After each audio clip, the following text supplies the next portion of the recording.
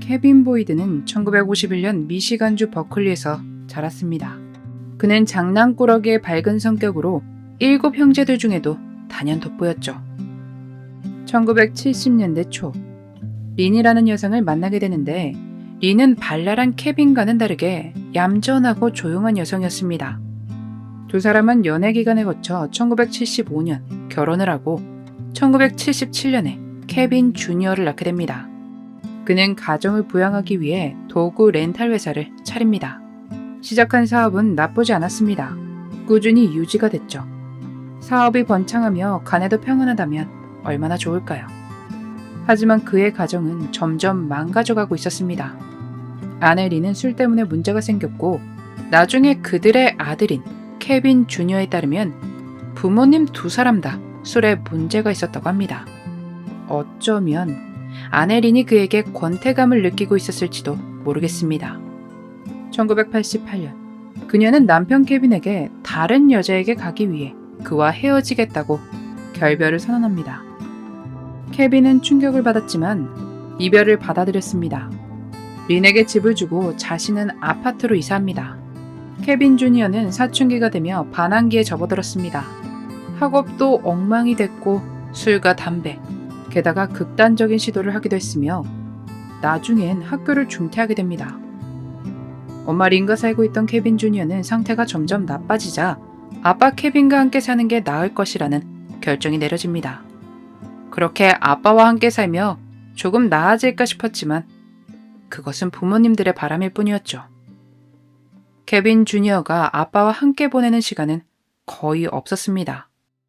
1994년 8월 6일 아파트에 관리는 케빈 주니어로부터 연락을 받습니다. 아빠가 연락을 받은 관리인은 그들의 집으로 찾아갔고 문을 열었습니다. 케빈은 거실 바닥에 혈흔으로 엉망인 채 베개를 베고 누워 이미 생명이 꺼져 있는 상태였죠. 아빠 케빈의 검사 결과 머리에 둔기로 인한 외상과 많은 자상을 발견했습니다. 그의 상태는 분노로 인한 과잉 범죄였고 그렇다면 그가 아는 사람의 소행일 가능성이 있다고 믿어졌습니다. 이것을 증명해주듯 집은 누군가 뒤진 흔적과 몇 가지 없어진 물건이 있었지만 침입한 흔적이 없었습니다. 케빈 주니어는 당시 아버지와 싸웠고 전날 밤 여자친구 집에서 보냈으며 다음날 아침 집에 돌아와 아버지를 발견한 것이라 진술했습니다. 얼마 뒤 경찰은 케빈의 지갑을 주었다는 사람의 연락을 받습니다. 지역의 바에서 공연을 한 후 자신의 픽업 트럭 뒤에서 케빈의 지갑을 발견했다고 합니다. 지갑에는 현금과 신용카드가 그대로 남겨져 있었기에 돈을 목적으로 한 범행은 아니라고 판단했습니다.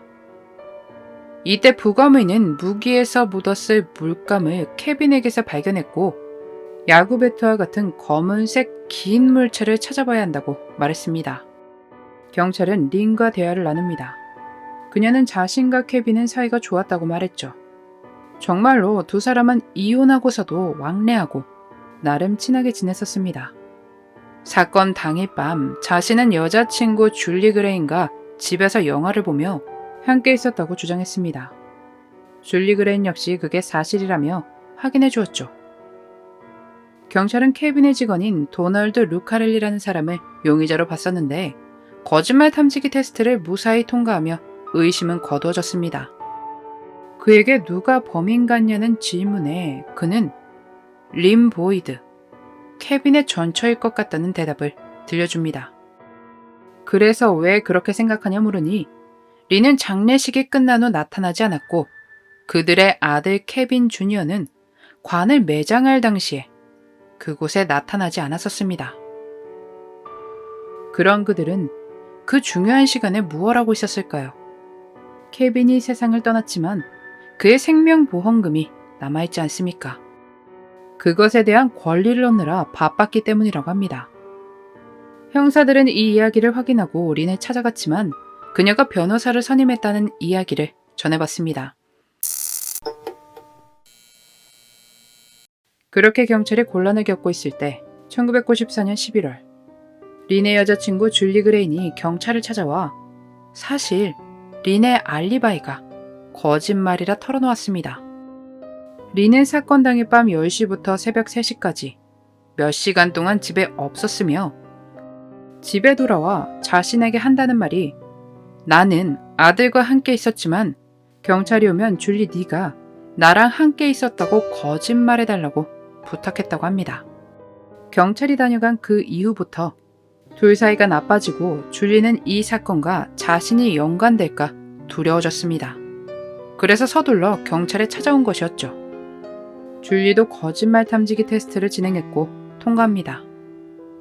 형사들은 새로운 증거를 찾아냅니다. 케빈 주니어가 친구에게 맡긴 총 하나를 회수한 것입니다. 케빈 주니어의 여자친구 역시 사건 당일날에 대해 경찰에 알렸고 결국 그는 그날 엄마와 함께 있었다는 것을 인정합니다. 1994년 12월 18일 린은 경찰에 연락해 케빈의 사건에 자신이 책임이 있다고 말했고 여자친구 줄리 그레인이 시킨 일이라고 주장합니다. 나는 절대로 이런 일을 하고 싶지 않았어요. 그녀의 주장과는 다르게 줄리는 이미 거짓말 탐지기 테스트에 통과한 상태였죠. 아마도 린은 이 사실에 대해 몰랐던 것 같습니다. 자백을 받은 경찰은 분명 린 말고도 한 명이 더 있을 것이라 생각했고 린의 아들 케빈 주니어가 공범일 것이라 믿고 있던 상태였습니다. 두 사람은 같은 날 체포되었고 각자 신문을 받았는데 케빈 주니어에게 그들이 회수한 총을 보여주자 자포자기했는지 자백을 시작했습니다. 계획은 엄마 린이 세웠고 그녀는 아버지가 잠들 때까지 밖에서 기다렸다고 합니다. 또 엄마가 야구 배트를 사용하는 것을 보았다고 알렸죠. 그럼 너는 그때 무엇을 했냐고 질문하니 자신은 칼을 이용했다고 자백했습니다. 케빈 주니어가 사용한 이 도구는 1995년 아버지 렌탈 사업의 장비들을 처분하다 장비 중 하나에서 떨어져 나왔다고 합니다. 린과 케빈 주니어는 1996년 케빈을 해한 혐의로 각각 재판을 받습니다. 케빈 주니어는 성인으로 재판을 받았죠. 검찰은 두 사람이 케빈의 생명보험금을 받기 위해 저지른 범죄라고 밝혔습니다. 두 사람에겐 가석방 없는 종신형이 내려집니다.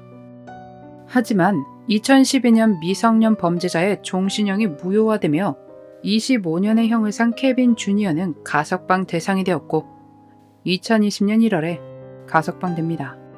경찰은 케빈 주니어의 신문 당시 어떤 사람이 자신의 아버지를 그렇게 할 수 있냐는 질문을 했고 당신 앞에 있는 사람이요 라는 대답을 들었다고 합니다. 과연 이런 사람을 풀어줘도 되는 걸까 생각이 듭니다. 이제 아무 일 없다는 듯 새로운 삶을 살아갈까요? 풀려나 버렸으니 이왕이면 다른 사람에게 피해 주지 않으며 살아갔으면 좋겠습니다. 고작 돈 때문에 전 남편이자 아버지를 노린 전처 린 보이드와 아들 케빈 보이드 주니어의 그날의 미스터리였습니다.